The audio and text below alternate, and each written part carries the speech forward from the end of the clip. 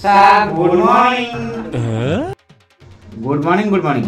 ପିଆଜ, ଟମାଟର, ରସୁଣ ଆଉ ଥରେ ଆଜି ତମ ବଡ଼ ସାର୍ ଆସିବେ, କିଛି ପ୍ରଶ୍ନ ପଚାରିବେ, ତମେ ଠିକ୍ ଠାକ୍ ଉତ୍ତର ଦେବ। ଏଇ ବଡ଼ ସାର୍ ଆସିବେ ପ୍ରଶ୍ନ ପଚାରିବେ, ବଡ଼ ସାର୍ ଆସିବେ। ଆରେ ତମମାନେ ଡରୁଛ କ'ଣ? ତମମାନେ ତ ସବୁ ପ୍ରଶ୍ନ ଉତ୍ତର ଦେବା ଧୁରନ୍ଧର। ଯାହା ପଚାରିବେ ସବୁ ଠିକ୍ ଠାକ୍ ଉତ୍ତର ଦେବ ଆଉ କ'ଣ। ହଉ ବଡ଼ ସାର୍ ଆସନ୍ତୁ, ଆମେ ପୁରା ସବୁ ପ୍ରଶ୍ନ ଉତ୍ତର ଦେବୁ। ଆମେ କ'ଣ ଡରୁଛୁ? ସେମିତି କହୁଥିଲୁ ନା ଆଉ। ହଁ ସାର୍ ଆମେ ପୁରା ରେଡ଼ି।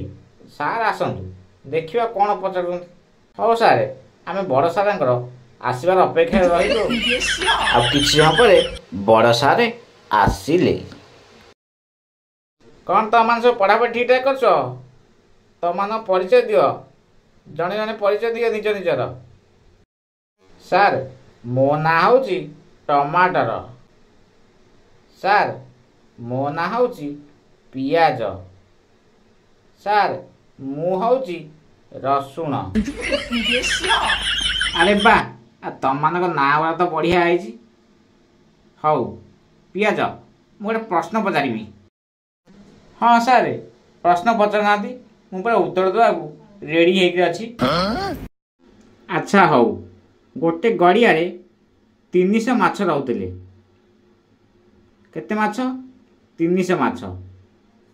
ସେଥିମଧ୍ୟରୁ 150 ରୋହି ମାଛ ଆଉ 150 ଭାକୁର ମାଛ ରହୁଥିଲେ।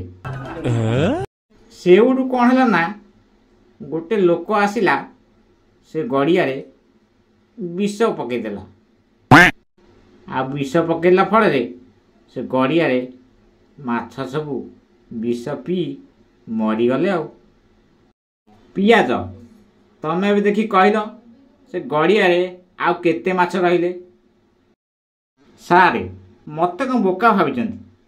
ବିଷ ଗଡ଼ିଆରେ ପଇଲା, ଆଉ ସବୁ ମାଛ ପିଇଥିବେ, ସବୁ ମାଛ ମରିଥିବେ, ଆଉ ଗଡ଼ିଆରେ କେହି ରହିବେନି।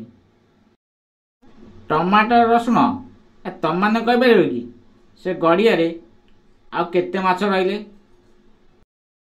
ସାର୍ ମୋ ହିସାବରେ ତ ମାଛ ପାଇଁ ବିଷ ପଡ଼ିଥିଲା, ଆଉ ମାଛ ସବୁ ମରିଯିବେ, ହେଲେ ବେଙ୍ଗ ସାପ ରହିବେ ବୋଧେ।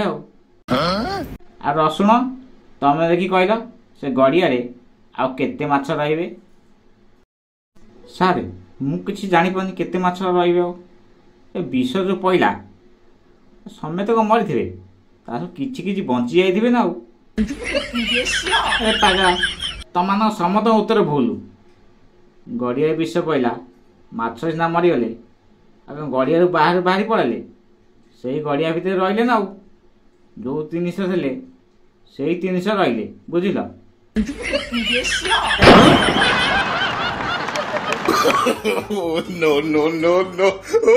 ସାର୍ ଏ ଗୋଟେ ପ୍ରଶ୍ନ ଉତ୍ତର ଆମେ ଦେଇପାରିଲୁନୁ, ଆପଣ ଆଉ ଗୋଟେ ପ୍ରଶ୍ନ ପଚାରୁନାହାନ୍ତି।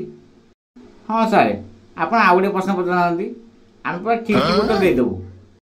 ଆହୁରି ଅନେକ ପ୍ରଶ୍ନ ଅଛି, ତମମାନଙ୍କୁ ପଚାରିବି, କିନ୍ତୁ ଏ ଭିଡ଼ିଓରେ ନୁହଁ। ଆଉ ଗୋଟେ ଭିଡ଼ିଓ କରିବା, ସେଥିରେ ପଚାରିବା, ବୁଝିଲ? ଆଜି ପାଇଁ ଏ ଭିଡ଼ିଓରେ ଏତିକି। ପୁଣି ଦେଖା ହେବ ଆଉ ଗୋଟେ ଭିଡ଼ିଓ।